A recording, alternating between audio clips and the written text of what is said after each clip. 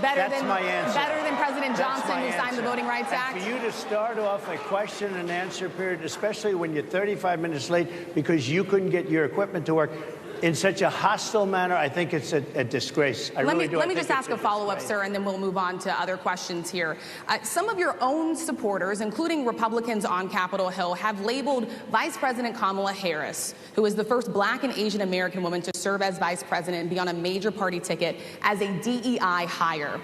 Is that acceptable language to you? And will you tell those Republicans and those supporters to stop it? How do you define DEI? Go ahead.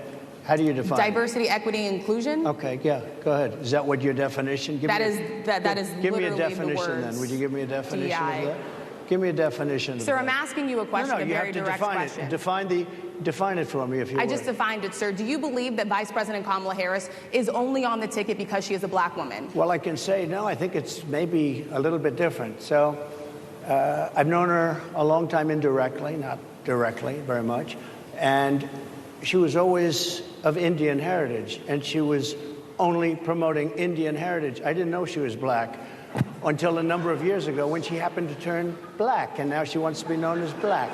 So I don't know, is she Indian or is she Black? She is always identified as a Black woman. She went to a historically Black college. I respect either one, but she obviously doesn't, because she was Indian all the way, and then all of a sudden she made a turn, and she became a Black person. Just to be clear, sir, do you believe that I think somebody should look into that, too, when you continue in a very hostile, nasty tone. It's a direct question, sir. Do you believe that Vice President Kamala Harris is a DEI hire, as some Republicans have said? I mean, I really don't know. Could be.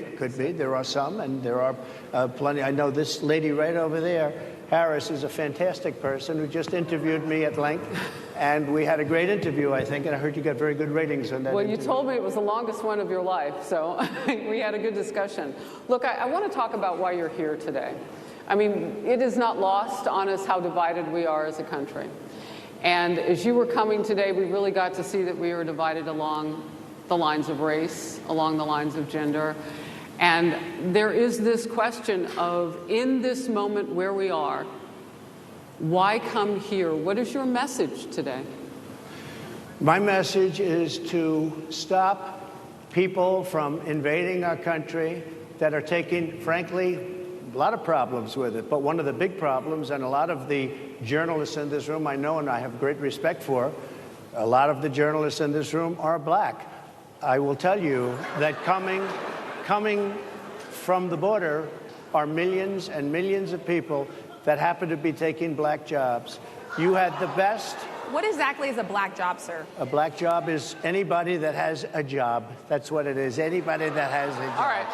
And Mr. President, they're taking the employment away from Black people.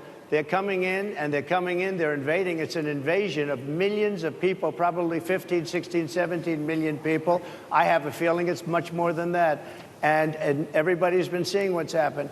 The first group of people, the Black population, is affected most by that, and Kamala is allowing it to happen. She's the border czar. She's the worst border czar in the history of the world. There's never been a border czar like this. She's never even essentially been. She said she was there once, but not the right part of the border.